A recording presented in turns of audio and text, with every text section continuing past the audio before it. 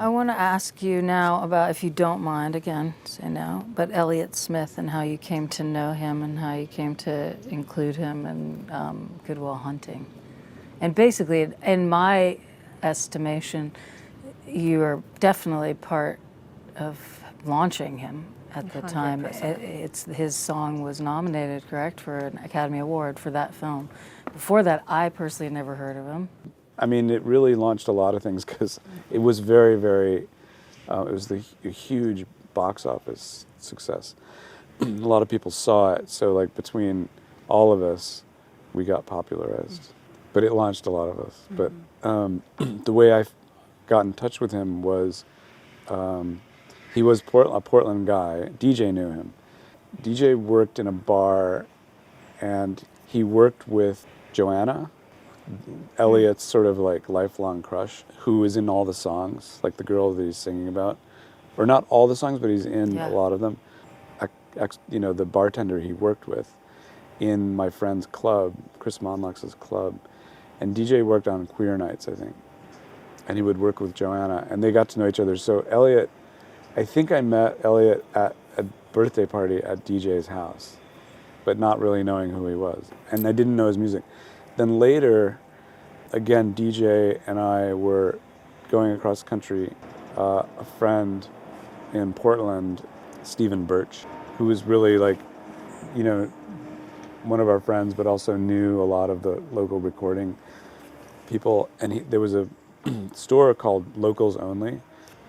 And so he sent us a stack of like music that we thought, since it's from Portland, you could get a better price. Like you can get music for cheap. And plus you're like exposing Portland locals. And instead we ended up using this this music by, I think, Nail Bomb. For To Die For? Yeah, I don't think it was any of the Portland bands, but it was like, it was in our quest. But we still had this stack of Portland music that I brought with us in the car on our trip. And there was this two albums which were Elliott, and they sounded so mellow and so cool. And also when you're on a trip, you listen to stuff over and over again. So I was like, this is like, it's like Simon and Garfunkel. It's, you know, like you know, it's like amazing. And really got into it because there was a lot of time driving hours and hours and hours. So the next movie, I guess, was after To Die For was Good Will Hunting. So when I got the screenplay for Good Will Hunting, and when I finally got to working on it, I had told the editor try to use Elliott's music, because I think in preparing Good Will Hunting, I was listening already to his music, and I thought this is like the type of thing that you could like use it through the whole movie.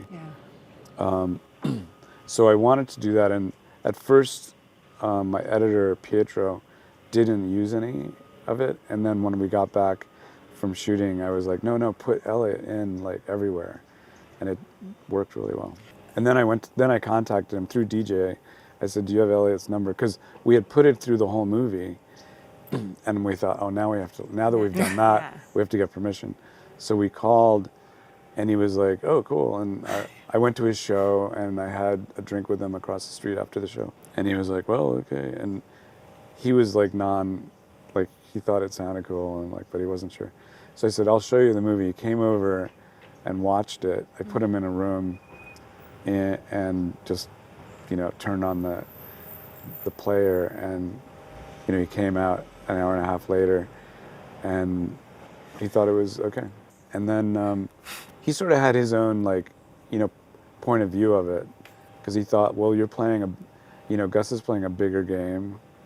It's like he's not doing Drugs for a Cowboy, or like, you know, My Own Private Idaho. He's doing like this other thing. So he sort of contextualized it in that way, and he was really nervous on the Academy Awards. His mom was watching, so. That's his main. Did you guys stay friends, or were you friends? Yeah, I was still in touch with him. He said his mom, it was like the best thing about the Academy Awards was that his mom was proud of it. Because I don't think that, she didn't really relate to his music enough or understand what he was doing, but because he was on that, it was like, okay, with her friends, and like. What a gift that happened, and that you gave that to him in his life, to have that. Your parents being proud is kind of a big thing for people. Yeah. So that was nice that you brokered that. Conversely, like the local musicians were all like it wasn't indie enough for that. Right. It was like he sold out, kind Yeah, of. he sold out, or Right. I sold out. I'd sold him out. That's sort of what I think is an important distinction between left of center music. Like his music speaks for itself. If he becomes popular or is launched into the mainstream, why is that selling out when he's maintained who he is as a musician, Yeah. what he believes in? It's a sellout if he goes, I want to make pop, I want the formula that gets me to that place Yeah. out of like not being who I am. That's the difference to me. So I always wondered, I think like that's the distinction between selling out and not. I think artists that are left of center and choose their own path should become popular and should have the same opportunities as Yeah, exactly. popular artists, right? To make money. Yeah, like Dylan was. Especially because they don't forsake their indie for art. a while, yeah. Like, why would you stop? So it's very interesting. But at the same time, I grew up with that same idea of kind of like, oh, you don't want to get too popular or you sell out. You don't want to get signed. It's better to be an independent. And it's like, well, why don't I have any money? Like, why did I never let myself imagine further than just make your art and try to be under the radar? What does that really do? Less people hear you. You know, like I think the distinction, or where it becomes, is that you can rise in popularity but stay true to yourself and your art, right? Like a Patti Smith, or like, that's the one person that came to mind immediately, is like, as a musician who just like never compromises. Ever. Yeah. And and what we were talking about Riv is like, even when it's not cool, sticking to your belief system and your principles. Yeah. I mean, I guess there was obvious ways to like literally sell out, and then I didn't really go that direction. But I always thought I was selling out, like in certain Well, I think ways. in movies, in film, you kind of have to, like, to get your movie made, there is a specific machine. That's what indie film really became, And now, what is indie film? I still don't know if there's indie film now. I feel like we talk about there There's being some indie things film. that like, there's a friend of mine who's made a film, but they're an artist, and so they're not making it in terms of like any kind of dramatic idea, because they're making it completely as an artist. So it's really different. It's As an art piece instead of a yeah. film. So when you're talking about the way I always understand cinema, as after making even just the first small film that you show your friends, you realize, oh, they're totally bored.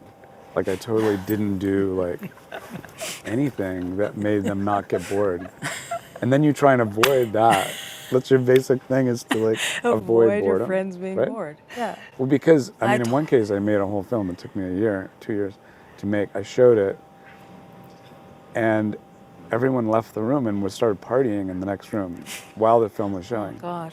So I was like, okay, it's not holding the audience. Like how does that work? How do you, like what? And that already is like, quote unquote, you're trying something, you're trying to tell a story, but you're doing something to falsely, in some ways, create conflict so people will watch, Right. in drama. And so I was telling the artist that, and they're like, "You mean you're playing a trick?" And I'm like, "Yeah." And actually, that's sort of what you call it sometimes. Is like it's like you're tricking the audience to sit still, and they're like against that. It's like the artist is like, I don't know. It sounds like against my morals, to trick. Different types of tricks in art Yeah. that are also tricks. Yeah. Like depth or Yeah. whatever. So they're always, and that's kind of funny the way that can play into not selling out or selling out or